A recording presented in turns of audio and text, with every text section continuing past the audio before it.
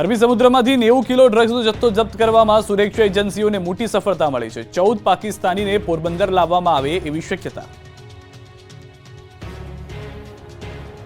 ગુજરાતના દરિયામાંથી અવારનવાર નશીલા પદાર્થ ઝડપાતા રહે છે, ત્યારે વધુ એક વખત ડ્રગ્સનો મોટા પ્રમાણમાં જથ્થો ઝડપી લેવાયો છે। ગુજરાતના દરિયામાંથી અત્યાર સુધીમાં કરોડો રૂપિયાનું ડ્રગ્સ ઝડપાયું છે। કોસ્ટગાર્ડ, એનસીબી અને એટીએસને મળેલા ઇનપુટના આધારે અરબી સમુદ્રમાંથી ડ્રગ્સનો 90 કિલો જથ્થો ઝડપાયો છે, જેની બજાર કિંમત રૂપિયા 600 કરોડ હોવાનું જાણવા મળ્યું છે। ડ્રગ્સના જથ્થા સાથે 14 પાકિસ્તાની પણ ઝડપાયા છે। નશીલા પદાર્થ સાથે ઝડપાયેલા પાકિસ્તાનીઓને પોરબંદર લાવવામાં આવે એવી શક્યતા છે। પોરબંદર ઇન્ડિયન કોસ્ટગાર્ડને ગુપ્ત માહિતી મળી હતી, જેના આધારે એન્ટી નાર્કોટિક્સ ઓપરેશન હાથ ધરાયું હતું। આ ઓપરેશનમાં ભારતીય કોસ્ટગાર્ડ, એન્ટી ટેરરિઝમ સ્ક્વોડ અને નાર્કોટિક્સ કંટ્રોલ બ્યુરો એનસીબીએ સહયોગ કર્યો હતો। ઓપરેશનને સફળ કરવા માટે ભારતીય કોસ્ટગાર્ડના જહાજો અને એરક્રાફ્ટ મિશન પર તૈનાત કરવામાં આવ્યા હતા। આઈસીજી જહાજ રાજરત્ન, જેમાં એનસીબી અને એટીએસએ અધિકારીઓ હતા, તેમણે શંકાસ્પદ બોટની ઓળખ કરી હતી। ટ્રકથી ભરેલી બોટ દ્વારા ઉપયોગમાં લેવામાં આવતી કોઈપણ પ્રકારની છટકબારી કોસ્ટગાર્ડના જહાજ રાજરત્નને લીધે થઈ શકી નથી। છેલ્લા 3 વર્ષમાં કાયદાના અમલીકરણની આવી 11 સફળ કામગીરી થઈ છે। અમદાવાદથી સમાચાર। એટીએસે શકલેને નામના શખ્સની કરી છે ધરપકડ। પાકિસ્તાનમાં સિમ કાર્ડ મોકલવા મામલે કાર્યવાહી। આણંદમાંથી 4 મહિલા પાકિસ્તાન મોકલ્યા હતા સિમ કાર્ડ। અગાઉ લાભશંકર નામના વ્યક્તિની કરી હતી ધરપકડ।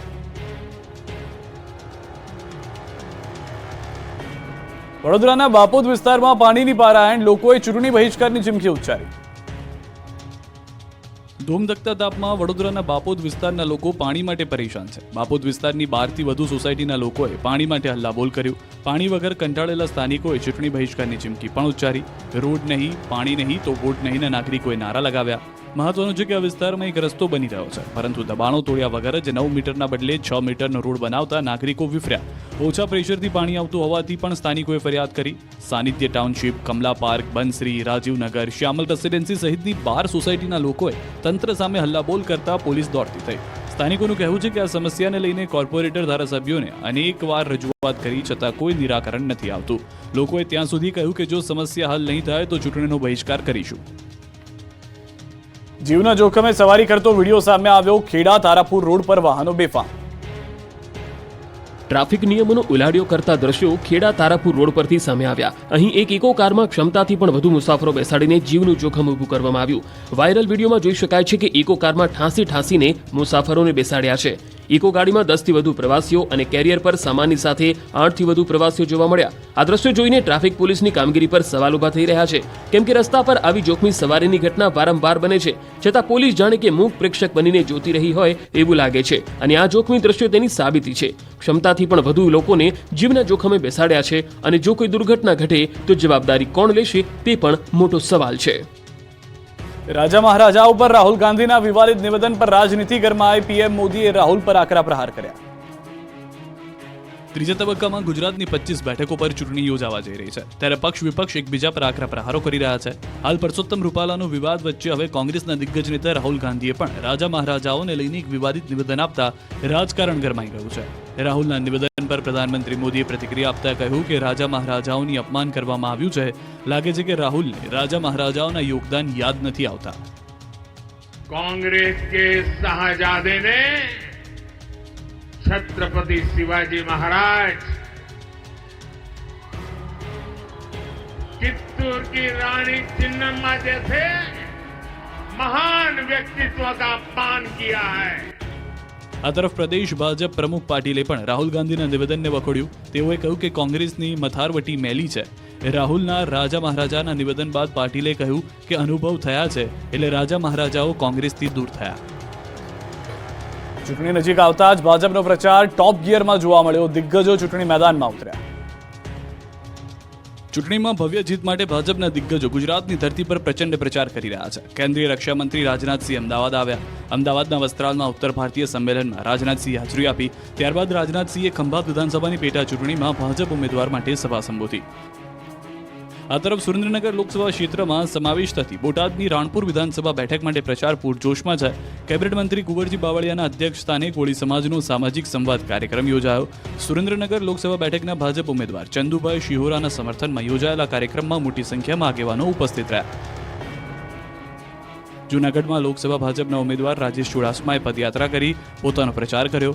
મધુરમ વિસ્તારથી પદયાત્રા કરી શહેરમાં કર્યો હતો પ્રચાર. રોડ શો દરમિયાન મોટી સંખ્યામાં ભાજપના હોદ્દેદારો ઉમટી પડ્યા તો લોકો 5 લાખથી વધુની લીડથી જૂનાગઢ સીટ પર ભાજપનો વિજય થશે તેવો આશાવાદ રાજેશ ચુડાસમાએ વ્યક્ત કર્યો. ભરૂચમાં જામ્યો ચૂંટણીનો માહોલ. મનસુખ વસાવાના કોંગ્રેસ અને આપ પર પ્રહાર. ચૂંટણી નજીક આવતા જ પાર્ટી આરોપ પર આરોપ અને આક્ષેપ પર આક્ષેપ એકબીજા પર કરી રહી છે. ત્યારે ભરૂચના ખડોલીમાં વિજય સંકલ્પ સભામાં મનસુખ વસાવાએ કોંગ્રેસ અને આપ પર આકરા પ્રહાર કર્યા. કહ્યું ગમે તેટલી તાકાત લગાવશે આપ અને કોંગ્રેસ, પણ જેમ સિઝન આવે તેમ દેડકા ભેગા થશે અને કૂદીને જતા રહેશે. આ ગઠબંધન નથી, ઠગબંધન છે. બધા દેડકાઓ બધા ભેગા થશે, પરંતુ એ બધા દેડકા સમય આવતાની સાથે એ કૂદીને પાછા જતા રહેવાના છે. એટલે ગઠબંધન એ ઠગબંધન જેવું છે. એટલે કોઈ ચિંતા નહીં કરતા. દેશમાં ફરી પણ નરેન્દ્રભાઈ મોદી જ વડાપ્રધાન બનશે. આ સાથે મનસુખ વસાવાએ ચેતરને લલકાર ફેંક્યો. મનસુખ વસાવાએ લલકાર કરતા કહ્યું કે ચેતર જીત્યો હતો જે વિધાનસભામાંથી, ત્યાં અમે 60,000ની લીડ લઈશું. આ તરફ કોંગ્રેસના દિગ્ગજોએ પણ જોરદાર પ્રચાર કર્યો તો લલિત વસોયા હીરા ઘસતા જોવા મળ્યા. ગુજરાતની 26માંથી કોંગ્રેસ 10 બેઠકો પર જીત મેળવી શકે છે. પ્રદેશ કોંગ્રેસ પ્રભારી મુકુલ વાસનિકે આશાવાદ વ્યક્ત કર્યો છે. બારડોલી બેઠકના કોંગ્રેસ ઉમેદવાર સિદ્ધાર્થ ચૌધરીના પ્રચાર માટે માંડવી આવેલા વાસનિકે આ વાત કરી. આ પ્રચાર સભામાં કોંગ્રેસ પ્રદેશ પ્રમુખ શક્તિસિંહ ગોહિલ પણ હાજર રહ્યા હતા. સભાને સંબોધતા શક્તિસિંહે ભાજપ પર પણ શાબ્દિક પ્રહારો કર્યા. મતદારોને રીઝવવા ઉમેદવારોએ પ્રચાર પદ્ધતિ બદલી લાગે છે. મતદાતાઓને મનાવવા રાજકીય નેતાઓ અનોખા નુસ્ખા અપનાવી રહ્યા છે. ત્યારે પોરબંદર બેઠકના કોંગ્રેસ ઉમેદવાર લલિત વસોયા હીરા ઘસતા જોવા મળ્યા. જેતપુરના અમરનગરમાં હીરાના કારખાનામાં હીરા ઘસતા નજરે પડ્યા. રત્ન કલાકારો સાથે બેસી લલિત વસોયાએ હીરા ઘસ્યા હતા. ગેનીબેન ઠાકોરનો અલગ અંદાજ જોવા મળ્યો. ગેનીબેન બળદગાડામાં સભા સ્થળે પહોંચ્યા. કોંગ્રેસના ઉમેદવાર પ્રચાર કંઈક અલગ અંદાજમાં કરે છે. મતદારને રીઝવવા ઈડીચોટીનું જોર લગાવી રહ્યા છે નેતાઓ.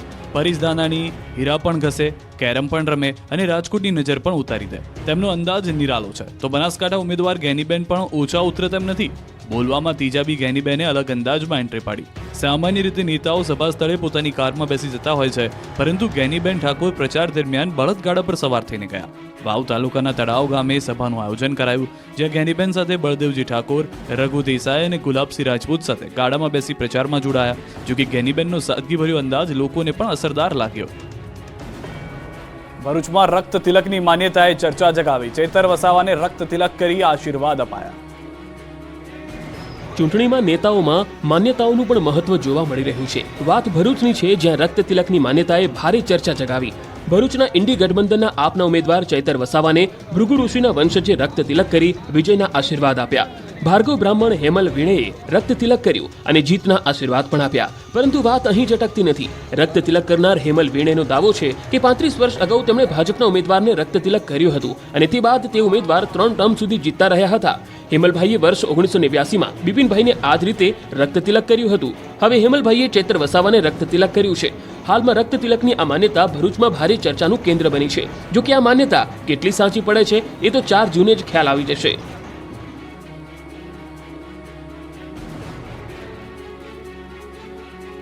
આપ જોડ્યા બાદ અલ્પેશ કથિરિયા અને ધાર્મિક માલવીયા ભાજપમાં ભળી ગયા. સાથે 200 કાર્યકરોએ પણ કેસરિયા કર્યા. આપમાંથી રાજીનામું આપનારા અલ્પેશ કથિરિયા અને ધાર્મિક માલવિયા સહિત 200 આપના કાર્યકર્તાઓ ભાજપમાં જોડાયા. સુરતમાં પ્રદેશ પ્રમુખ પાટીલના હસ્તે તેમણે કેસરિયા કર્યા. આ પ્રસંગે પાટીલે કહ્યું કે અલ્પેશ સાથે ઘણીવાર મળવાનું થયું. વર્ષ 2022ની ચૂંટણીમાં પણ મળવાનું થયું હતું. પાટીદાર અનામત આંદોલન સમયે ચર્ચામાં આવેલા કથિરિયા અને માલવિયાએ કેસરિયા કર્યા બાદ કહ્યું કે સમાજના જે કોઈ પણ પડતર પ્રશ્નો હોય તેનો ઉકેલ લાવવાનો પ્રયાસ કરવામાં આવશે. અલ્પેશે દાવો કર્યો કે આંદોલન સમયના કેસો પરત ખેંચવાની સરકાર તરફથી ખાતરી મળી છે અને પાર્ટીમાં રહીને પ્રયાસો કરાશે. તો માલવિયાએ કહ્યું કે પાટીદાર અનામત આંદોલન સમિતિના મુખ્ય ટીમના મોટા ભાગના લોકો અલગ અલગ પક્ષોમાં જોડાયા છે અને સમાજ હિતમાં અવાજ ઉઠાવશે તો અમે સાથે રહીશું. વિદેશથી આવેલા ગુજરાતીઓ લોકશાહીના પર્વને ઉજળું બનાવશે. 11 દેશથી આવેલા લોકોનો અમદાવાદમાં પ્રચાર. લોકસભા ચૂંટણીને લઈ અને ન માત્ર દેશમાં પરંતુ વિદેશમાં વસતા મૂળ ભારતીયો પણ ખૂબ જ ઉત્સાહિત છે.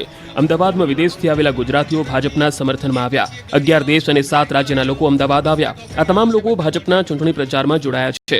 અમદાવાદથી સુરત સુધી કાર રેલી સાથે પ્રચાર કરશે. ભારતમાં સૌપ્રથમ વખત આ પ્રકારની કાર રેલીનું આયોજન કરાયું છે.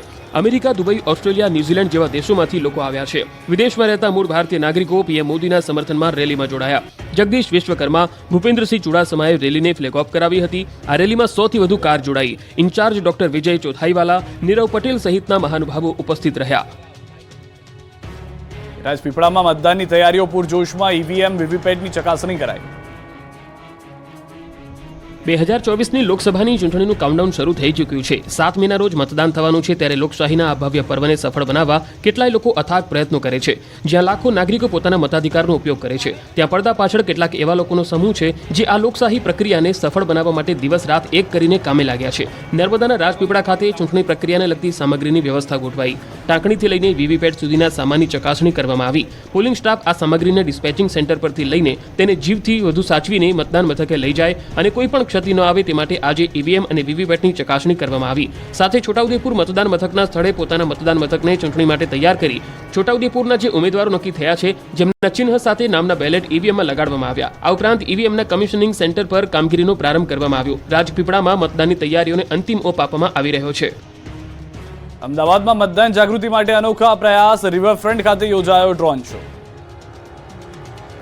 અમદાવાદનું આકાશ ચમકી ઉઠ્યું. 100 ડ્રોન થકી મતદાર જાગૃતિનો એક સાથે મેસેજ અપાયો. ચૂંટણીના આ મહાપર્વમાં લોકો વધુ મતદાન કરે તેવા પ્રયાસથી જિલ્લા ચૂંટણી તંત્રનો અનોખો પ્રયાસ જોવા મળ્યો. અમદાવાદના રિવરફ્રન્ટ પર 100 જેટલા ડ્રોન દ્વારા મતદાન જાગૃતિ અંગે વિવિધ મેસેજ આપવામાં આવ્યા. સાથે જ મ્યુઝિકલ નાઇટ તેમજ કાવ્ય પઠનનું પણ આયોજન કરાયું. તો અનેક ગાયક કલાકારો દ્વારા, અમદાવાદની ફૂટબોલ ટીમ દ્વારા, અમદાવાદના એવેન્જર્સ ખેલાડીઓએ પણ વધુ મતદાન થાય તે અંગે જાગૃતિનો સંદેશ પાઠવ્યો. ચૂંટણી તંત્ર અને ખાનગી સંસ્થા દ્વારા સાથે મળી અમદાવાદના રિવરફ્રન્ટ પર ઇવેન્ટ સેન્ટર ગ્રાઉન્ડ ખાતે મતદાન જાગૃતિ માટે ડ્રોન શો તેમજ મ્યુઝિકલ ઇવેન્ટનું આયોજન કરવામાં આવ્યું. રાત્રે રિવરફ્રન્ટ ખાતે ડ્રોન શોના આયોજનથી અમદાવાદનું આકાશ રંગબેરંગી બની ગયું. 100 જેટલા ડ્રોનથી મતદાર જાગૃતિનો અનોખી રીતે સંદેશ આપવામાં આવ્યો. આ ઉપરાંત વિવિધ સિંગર દ્વારા મ્યુઝિકલ પરફોર્મન્સ દ્વારા મતદાન જાગૃતિનો મેસેજ અપાયો. આ ઉપરાંત અમદાવાદની ફૂટબોલ ટીમ, અમદાવાદ એવેન્જર્સ ખેલાડીઓએ પણ લોકોને વધુમાં વધુ મતદાન કરે તે માટે મતદાન જાગૃતિનો સંદેશ આપ્યો. અગાઉ પણ ચૂંટણી પંચ અને અન્ય સંસ્થાઓ દ્વારા મતદાન જાગૃતિ માટે અનેક પ્રકારના અભિયાન કરવામાં આવ્યા છે. શતાયુ મતદારો ઉજવી રહ્યા છે લોકશાહીનું પર્વ. સુરેન્દ્રનગર જિલ્લામાં અશક્ત મતદારોએ મતદાન કર્યું. હાલ રાજ્યમાં શતાયુ મતદારો એટલે કે 85 વર્ષથી વધુ ઉંમરના તેમજ અશક્ત મતદારોનું મતદાન ચાલી રહ્યું છે. ચૂંટણી પંચ દ્વારા ઘરે જઈ પોસ્ટલ બેલેટ દ્વારા મતદાન પ્રક્રિયા હાથ ધરવામાં આવી છે. વઢવાણ તાલુકાના અંદાજે 400 જેટલા અશક્ત તેમજ વયોવૃદ્ધ મતદારોએ મત આપી લોકશાહીના પર્વમાં ભાગ લીધો હતો.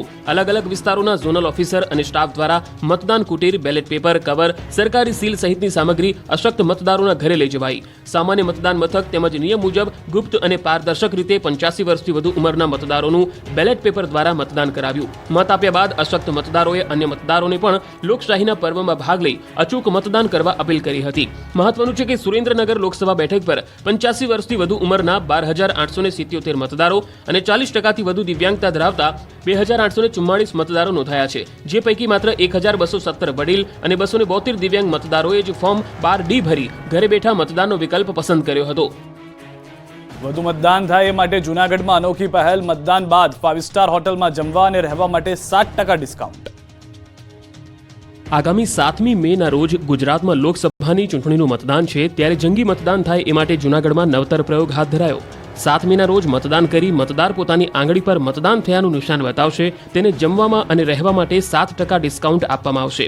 જિલ્લા ચૂંટણી અધિકારી દ્વારા વધુ મતદાન માટે આ અનોખો પ્રયાસ હાથ ધરાયો છે, જેમાં હોટલ માલિકો અને રેસ્ટોરન્ટ ચલાવતા માલિકો સાથે એક મીટિંગ યોજી તેમાં 7 મેના રોજ મતદાર મતદાન કર્યા બાદ પોતાની આંગળી પર લગાવેલું નિશાન બતાવશે. તેને 3 સ્ટાર, 5 સ્ટાર હોટલમાં રહેવાનું અને જમવામાં 7% ડિસ્કાઉન્ટ આપવામાં આવશે. આ ઉપરાંત રેસ્ટોરન્ટમાં પણ જમવામાં 7% ડિસ્કાઉન્ટ આપવામાં આવશે. અંદાજિત 35થી વધુ હોટલો અને રેસ્ટોરન્ટ આ અભિયાનમાં જોડાયા છે. અંબાજી નજીક રેલવેના કામ દરમિયાન થયેલા નુકસાનને અપાશે વળતર. હાથી પગલા નામના લોકોને રાહત. યાત્રાધામ અંબાજી અને તારંગાનો વિકાસ થાય તે માટે કેન્દ્ર સરકાર દ્વારા કરોડોના ખર્ચે રેલવેની કામગીરી શરૂ કરાઈ છે. હાલમાં રેલવે પ્રોજેક્ટની કામગીરી પૂરજોશમાં ચાલી રહી છે. અહીં અલગ અલગ મશીનો દ્વારા પહાડો કાપવાની અને રેલવે ટ્રેક નાખવાનું કામ ચાલુ છે. ત્યારે હાથીપગલા ગામ પાસે આ કામગીરી દરમિયાન પથ્થરો તોડતા સમયે મોટો ધડાકો થયો હતો. આ ધડાકાને કારણે મોટા પ્રમાણમાં પથ્થરો ઉડ્યા હતા. પ્રચંડ વિસ્ફોટ થતા હાથીપગલા ગામના લોકોમાં નાસભાગ મચી ગઈ. પથ્થરોમાં વિસ્ફોટ કરાતા નજીકના ઘરોમાં પણ નુકસાન પહોંચ્યું હતું, જેને લઈ ગામના લોકોએ વળતરની માંગ કરી. આ સમગ્ર મામલે એજન્સીના સંચાલકોએ જણાવ્યું જણાવ્યું કે જે ઘરોને નુકસાન થયું છે તેમને વળતર અપાશે. બાકી કોઈ જાનમાલને નુકસાન થયું નથી કે કોઈને ઈજા પણ થઈ નથી. મહત્વનું છે કે હાલમાં આ જગ્યા પર રેલવે ટ્રેકની કામગીરી MKC કંપની દ્વારા ઝડપથી ચાલી રહી છે. હાથી પગલા ગામે શુક્રવારે બપોરે બ્લાસ્ટિંગ કરાતા પથ્થરો પડ્યા હતા અને લોકો ભાગતા નજરે પડ્યા હતા. જો કે આ ઘટનામાં કોઈ જાનહાનિ થઈ ન હતી. ગામના સરપંચ અને ગ્રામજનો દ્વારા સ્થળ પર દોડી આવી રજૂઆત કરવામાં આવતા કામ કરતી એજન્સી દ્વારા વળતરની માંગણી સ્વીકારવામાં આવી હતી. ચોર ટોળકીના 2 સાગરીતો પકડાયા અને 9 ચોરીનો ભેદ ઉકેલાયો. અમદાવાદ ગ્રામ્ય પોલીસને સફળતા મળી. આરોપીઓ ચોરીની ગાડીમાં જ ગુજરાતમાં આવતા અને પોલીસની પકડમાં ન આવે તે માટે નંબર પ્લેટ બદલી દેતા. અલગ પ્રકારની જ મોડસ ઓપરેન્ડી સાથે ચોરીને અંજામ આપતી ગેંગના 2 સાગરીતો પોલીસ પકડમાં આવી ગયા. અમદાવાદ ગ્રામ્ય પોલીસે કાર ચોરી કરતી ગેંગના 2 આરોપીની ધરપકડ કરી. આરોપીઓની ગેંગ રાજસ્થાનથી માત્ર ચોરી કરવા ગુજરાત આવતા અને ચોરી કર્યા બાદ પરત રાજસ્થાન જતા રહેતા. ઉપરાંત ચોરી કરેલી કારને ડ્રગ્સને હેરાફેરી માટે ઉપયોગ કરતા હતા, જેથી પોલીસ પકડથી દૂર રહેવા નંબર પ્લેટ બદલી નાખતા હતા. આરોપીઓ રાત્રે ખુલ્લી જગ્યામાં પાર્ક કરેલ કારની રેકી કરતા. પોલીસે ઓમપ્રકાશ ખિલેરી અને માંગીલાલ ખિલેરી નામના 2 આરોપીઓની ધરપકડ કરી છે, જે બંને આરોપીઓ મૂળ રાજસ્થાનના રહેવાસી છે, જ્યારે રસુલ ખાન અને સુરેશ સારન નામના 2 આરોપીઓ વોન્ટેડ છે. પોલીસે આરોપી પાસેથી સ્કોર્પિયો, સ્વિફ્ટ કાર અને 2 મોબાઈલ કબજે કર્યા છે. આ સાથે જ વડોદરા, કલોલ અને સાણંદ સહિત અલગ અલગ વિસ્તારોમાં કરેલ 9 ચોરીના ગુનાનો ભેદ પણ ઉકેલી નાખ્યો છે.